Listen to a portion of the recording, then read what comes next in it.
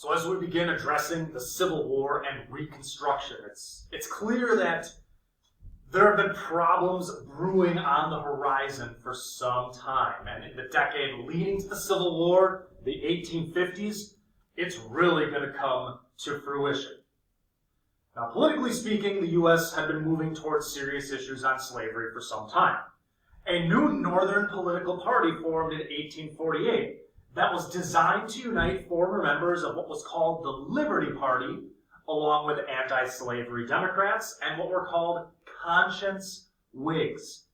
The gathering of these individuals convened an anti-slavery party convention in Buffalo in August 1848. And Salmon P. Chase, who's the future Treasury Secretary and Supreme Court Chief Justice, was tasked with writing a platform for this new Free Soil Party. Now, a major portion of the platform was that Congress ought never to establish slavery where they did not find it. Or to put it simply, slavery should not extend beyond the borders of where it was already legal. This became their main issue, and they embraced the slogan of free soil, free speech, free labor, and free men. So we have the Free Soil Party. And the so-called Know-Nothing Party formed in the 1840s and 1850s in response to what was viewed as a flood of immigrants during this time. And it was called the Know-Nothings because when they were asked if they were members of the party, they were instructed to say, "I know nothing." So between 1845 and 1855, about 3 million new inhabitants came, mainly from Ireland and Germany. And these know-nothings really detested the new influx of Catholic immigrants. And remember that most native-born Americans are Protestant. They tried to delay citizenship for new immigrants. They tried to bar them from voting, and they actually won several city and statewide contests. However, slavery appeared to be a more pressing issue than the increase in immigrants, so they ended up splitting into northern and southern factions and not really doing much.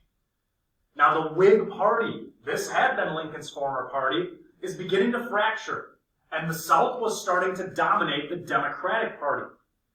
Those opposed to slavery, including the anti-slavery know-nothings and the Free Soilers, along with former Whigs, came together using different names in different states, but a gathering of anti-slavery men, that you see here. This gathering, in a one-room schoolhouse in Ripon, Wisconsin in 1854, came up with the name Republican Party. And this new party would field a presidential candidate 2 years later in John C. Fremont, the Pathfinder. And it's even more remarkable when 6 years later, they would claim the White House. So politically speaking, we get new parties, and a big theme are weak executives.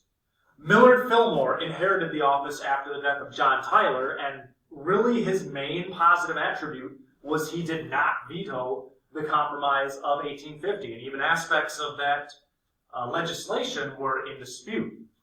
Franklin Pierce might have been a competent commander-in-chief, but he unfortunately lost his son in a freak accident on the trade ride to Washington, and he was really never the same ever since that. James Buchanan was ineffective, and really, he just wanted to prevent the Civil War from breaking out under his watch. So throughout the 1850s, we see congressional domination. The executives are weak. Now remember, Millard Fillmore signed the Fugitive Slave Law, and shortly thereafter, African Americans would form leagues of freedom to protect themselves from slave catchers. And this is going to be the time frame when Canada becomes more of a desirable destination for escaped slaves on the Underground Railroad. The Fugitive Slave Law turned what was a states' rights issue into federal law. And the irony is that the North and South had actually switched their positions. When it came to escaped slaves, Northerners are going to believe that the states need to be allowed to deal with it, while the Southerners will endorse the execution of federal law. Now, several Northern states had previously passed personal liberty laws in the 1840s that barred state officials from arresting and detaining fugitive slaves. And the Fugitive Slave Law overturned these. And even, up to this point, most Northerners only had indirect experiences with slavery. This law commanded citizens to aid and assist in the capture of runaway slaves, so they're directly involved in the process. Now, to simplify the stipulations, anyone who was found to harbor an escaped slave was subject to a $1,000 fine and 6 months in prison. Habeas corpus and a jury trial were suspended for captured slaves, and judges received $100 for every returned slave. So there is financial incentive for this. And again, slavery is a nationalized policy rather than sectionalized. And really, resistance comes in various ways. The Wisconsin State Supreme Court declared this unconstitutional, and it's very rare that a state Supreme Court declares a federal law unconstitutional. It cost the city of Boston $5,000 to return one slave, so they never actually enforced the law ever again. And this law radicalized many who had been on the fringes of anti-slavery thought. Now, if the law radicalized many, it's safe to say that the publication of Harriet Beecher Stowe's Uncle Tom's Cabin really personalized the issue for many Americans. Now, she was the daughter of Lyman Beecher, the man who was at the forefront of the temperance movement. Harriet was staunchly opposed to slavery, and she was living in Cincinnati when she crossed the Ohio River into Kentucky just to visit a plantation. She claimed that she viewed the streets of her town with new eyes after that event, and she would often meet in the parlor of her family's home, and she would talk to those who were like-minded, anti-slavery. One night, she read a letter from her sister-in-law that bemoaned the Fugitive Slave Law, and she declared, that is, her sister-in-law declared that if she were a decent writer, she would do something about it. Harriet Beecher Stowe declared, "I will write something. I will if I live." The result was Uncle Tom's Cabin. And Uncle Tom's Cabin appeared in serial form, meaning bit by bit, chapter by chapter, in an anti-slavery newspaper called the National Era. And this begins in June of 1851. Now, she conducted an immense amount of research. And Frederick Douglass even served as a consultant for the project. Her first vision for the project occurred in church one morning. The image that you see on the cover of the book of a white man whipping a slave until he died. And that man became the character Legree from Vermont.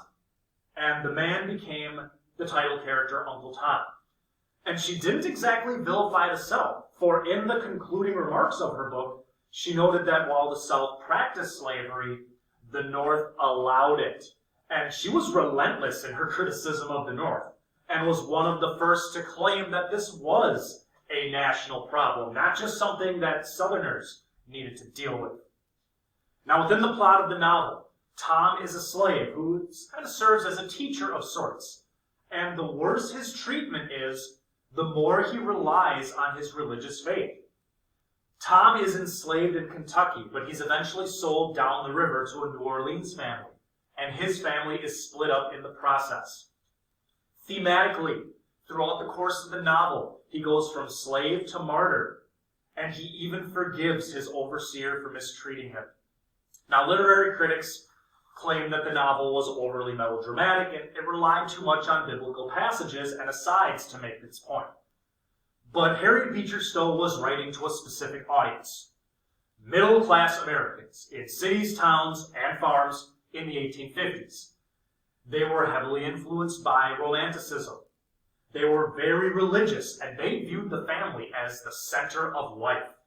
She took slavery and connected it to all of these ideas, and took the issue of abolishing slavery and transformed it into a universal and political issue. Now, she was even invited to the White House in 1862, where Lincoln famously said to her, "So you're the little woman who wrote this book and that started this war." Somewhat jokingly, somewhat serious. The first day that the entire book was printed and sold, it sold 3,000 copies. By the end of 1852, it had sold 300,000 copies, And it even became a franchise, inspiring songs, theater shows, dolls, games, and wallpaper.